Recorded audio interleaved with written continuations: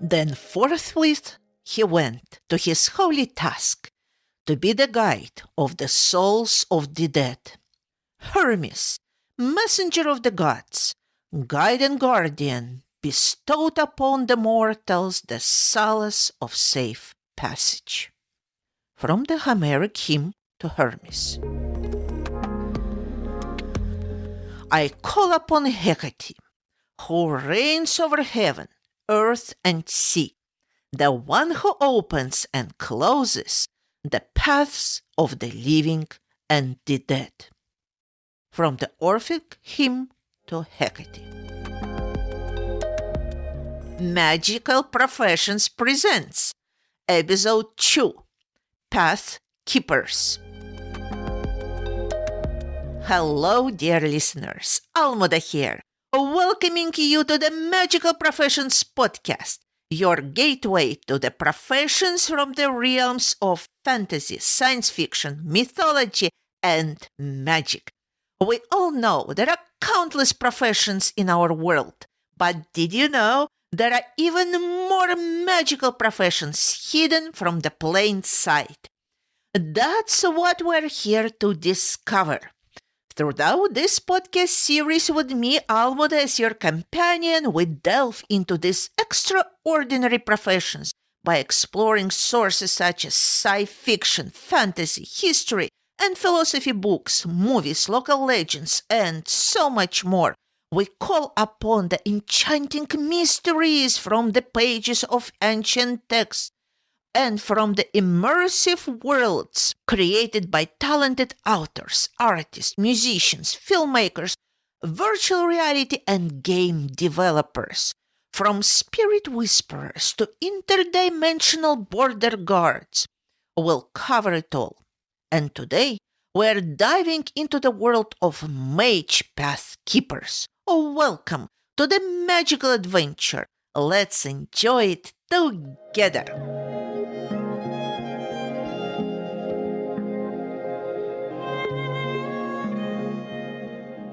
Walking the streets of my hometown, Vilnius, as a kid and later as a teenager, I used to see this very colorfully dressed woman. She wore a white skirt that touched the ground, bold glittering jewelry, bright makeup. She wore her curly hair loose and fixed with lots of hairspray. Her outfit reminded me of the gypsy costumes you see in movies. Her name was Rosa. You could see Rosa in different parts of the city and everyone knew her.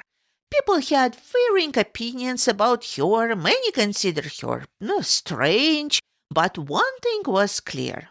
Rosa didn't mean any harm to anyone. She was just doing her thing, walking the streets of the city, talking to herself and sometimes to the people around her. Although her bright appearance was loud, almost screaming for attention, nobody really knew much about her.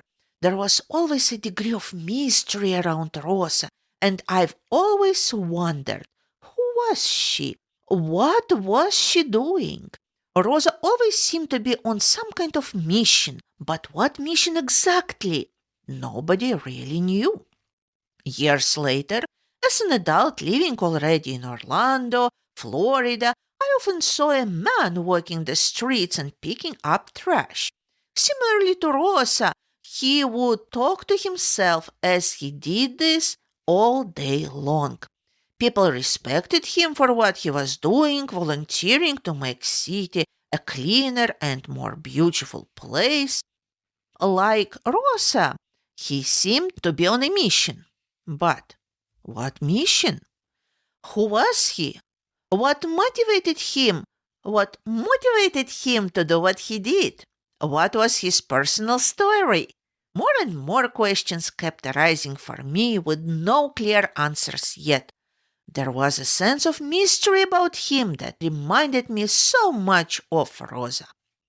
I'm sure you've met local characters like this at least once in your life. They stand out. Whether through their behavior or their appearance, Because they are different from what we're used to. What has your experience with these people been like? What thoughts, feelings, or reflections did they evoke in you? One thing is certain, they do not leave you indifferent. They provoke thoughts, emotions, and conversations. They shake up the routine, bring the wind of change, and break the mundane. No wonder that local characters and eccentric individuals like this have captured the imagination of writers and storytellers throughout history.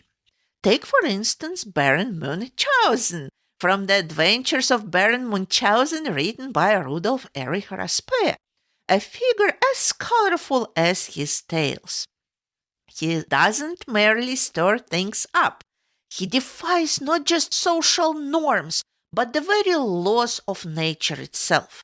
Who else but Munchausen could lift himself out of a sinking swamp by pulling on his own hair, or recount a perfectly true story of an elk with a cherry tree growing out of its head because a cherry pit instead of a bullet was all Munchausen had on hand while hunting. His adventures push the boundaries of what we believe to be possible, blending the seemingly absurd things with a strange sense of plausibility. Characters like Munchausen remind us that sometimes truth is stranger than fiction, or at least that the two can coexist in ways that challenge our understanding of both.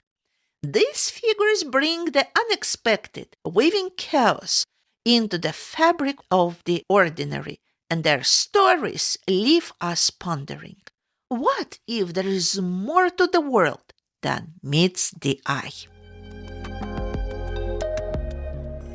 This intrigue stayed with me for years until recently I stumbled upon the book Tales of New Helheim by Max Frey, which helped explain, at least to some extent, the mystery I felt about local characters like Rosa, specifically a story titled The Guardian in Russian Storage, which described the elderly Stechner, a person with a kind heart, golden hands, and boundless energy.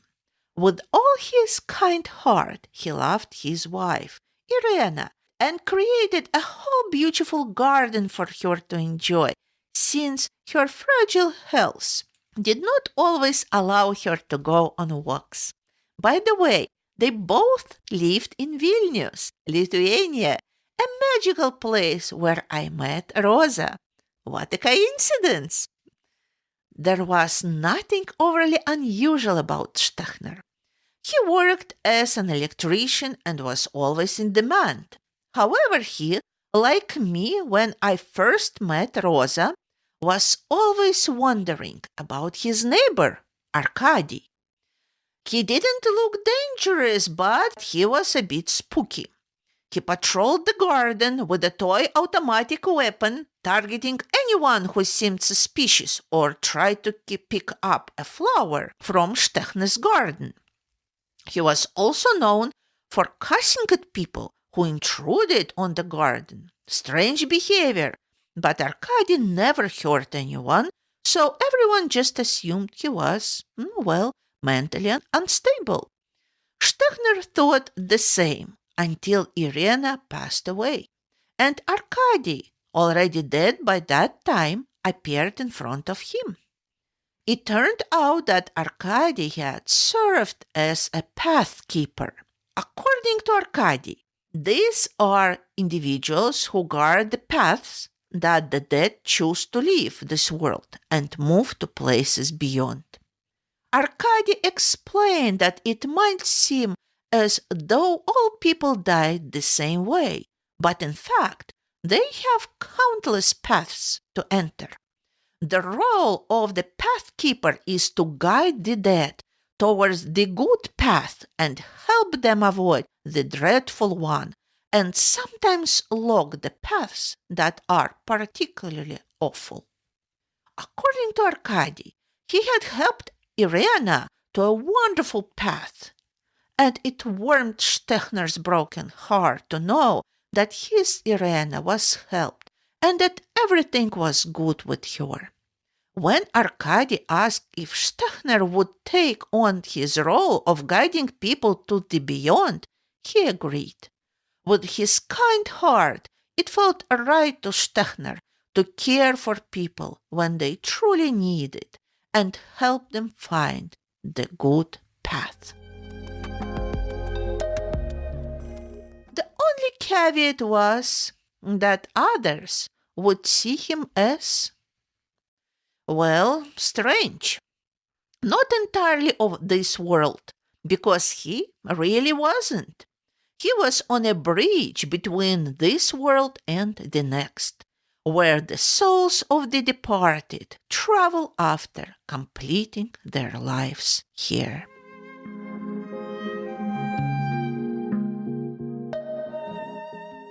So, pathkeepers, who are they?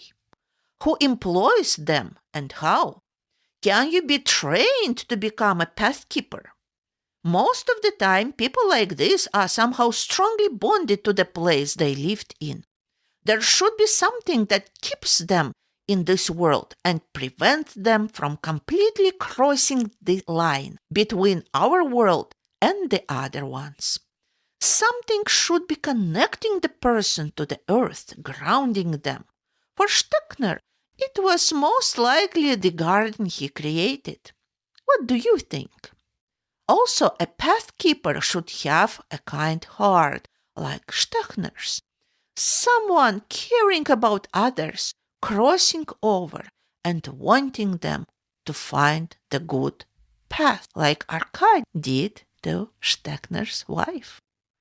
The next question is, who are the employers?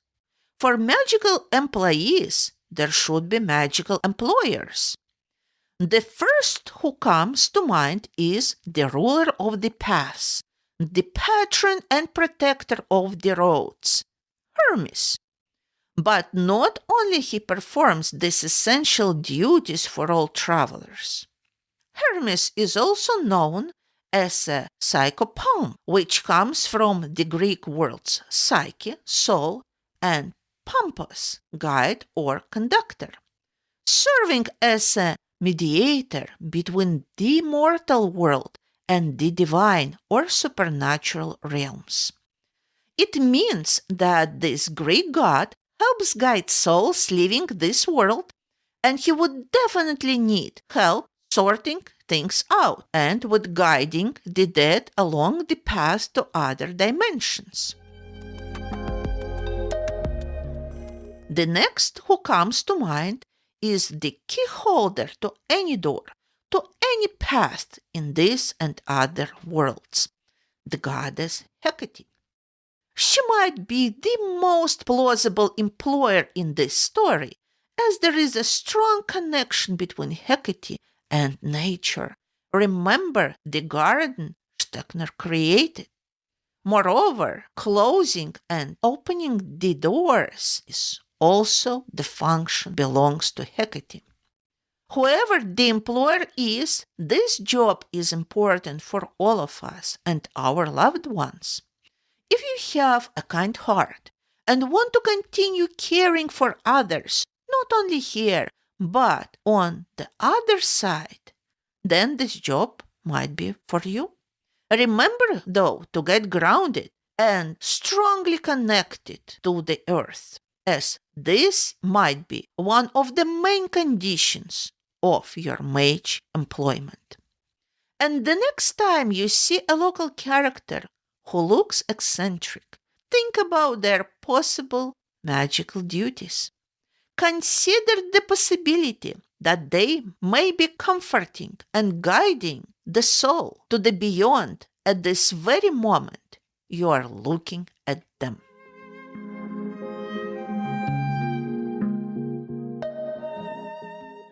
Of course, pathkeeping is not the only role local characters may perform, and the hiring process can vary as well. Some can be hired on the spot when the right moment arises, like it happened with Stuckner, while others may undergo long and challenging training. It can occur through the whole cycle of life and the circumstances a person goes through seemingly by accident. But no, it's not an accident at all. It's a training path to become a mage professional. It can also happen through education in a magical school, of course. History depicts this type of training and education throughout time and space. Take, for example, the descriptions of Druid schools by Julius Caesar and his commentaries on the Gallic War and other similar Roman accounts from the 1st century BCE to the 1st century CE. There he is, the local Celtic character, walking down a remote village, standing out from the crowd. 3 bells dangle from his hat, ringing with every step he takes. And his feet? There is something very strange about them. When you take a closer look, you notice his right shoe is on his left foot and his left shoe is on his right foot. What? And his behavior, well, is just as peculiar. He is singing something quietly, almost under his breath, his gaze turned inwards, as if lost in thought. Sometimes he might be jumping and turning around himself, but there is no need to be surprised. This is a student at the Druid school, the one of the dark path. They're always coming up with strange rituals. For them, everything has meaning. The meaning is everywhere. In what they wear, how they do it, what kind of bird flew overhead when they stopped to catch their breath, or what flower they noticed when stumbled upon the usual path. Moreover, they find peculiar connections between seemingly unrelated things, like trees, birds, and words in poems. Take, for example, a medieval Welsh poem, Cat Gdeo, the Battle of Trees. The birch, despite his good fortune, was slow in array. But the oak, swift as thunder, was the first to the fray. From the Cat Gdeo, the book of Taliesin. That's why the bells on his hat and the shoes on the wrong feet are no accident. They're all part of the sacred symbols, and the meaning that the Druids of the Dark Path are assigned to uncover and understand. The Dark Path doesn't signify something negative or ill-willed. It simply means that the training scholars on this path undergo involves minimal interaction with people and the general public. The scholar path of Druids could take up to 20 years, as Julius Caesar wrote, and it was highly specialized, relying on oral transmission of knowledge instead of written texts. The training would require great sacrifice, including the cost of never having your own family or offsprings. Think of Geralt of Rivia, the hero of Andrzej Sapkowski's The Witcher saga. He could not have children. His hair was absolutely white, and his appearance was very unusual. There were serious reasons behind that, which were part of the training and metamorphosis, both physical and chemical modifications he and others like him, both men and women, underwent to become mage practitioners and secure a spot in the realm of magical professions. Their training was meticulously supervised by their masters to ensure new druids keep this and other connected worlds on their true course.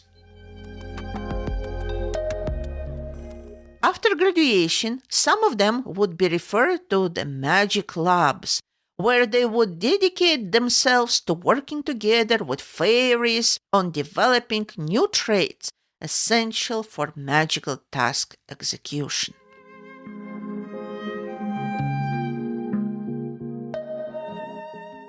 Of course, the Druid schools are not the only ones that prepare people for professions in magic. We know of numerous fantasy books that describe magical schools, including the world famous Hogwarts School of Witchcrafts and Wizardry, the magical school featured in J.K. Rowling's Harry Potter series. Another incredible magic school, focused mostly on Celtic tradition, is masterfully described by A.A. Korosteleva in her book The School of Karmarten, in Russian Школа в Кармартене. If you are curious about the theoretical framework behind all this magical work, I personally find it very insightful to attend the General Theory of Magic lectures by Ksenia Menshikova, available at the Menshikova School at mages.school. This is an incredible opportunity to start seeing deeper beyond the surface level visible at first glance.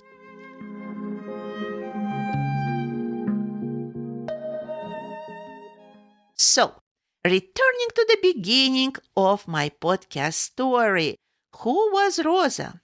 The local character from Vilnius, after all. I still don't know. But what I truly believe is that she was somebody beyond her colorful appearance and seemingly strange behavior, beyond even that spark of newness and unpredictability with which she broke the monotony of those around her, bringing a fresh wind of change into ordinary existence. I believe she was a part of the magical world, the world of mage professionals we rarely think about, but without whom our world would be far less functional, if functional at all. Do you have your own story of a local Rosa to share? What do you think they can see beyond the surface? What is their magical contribution? Are you aware of any other magical professions, or are you one of the mage professionals yourself? Contact me at almuda1001 at gmail.com to share.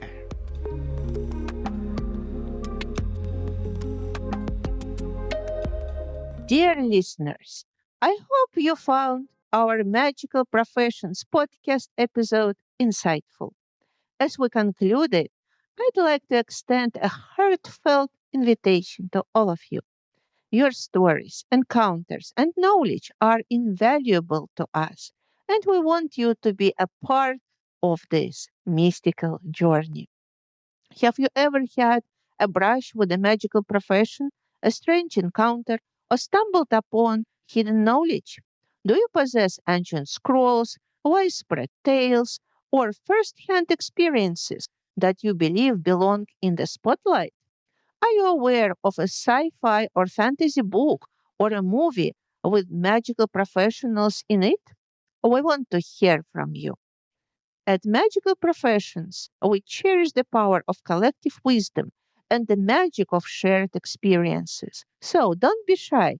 Reach out to us with your stories, sources, or any information about magical professions you would like to share. You can connect with us via email at almuda1001 at gmail.com or through our social media channels. Your contribution could become the heart of a future episode, and together we'll weave an even richer tapestry of wonder.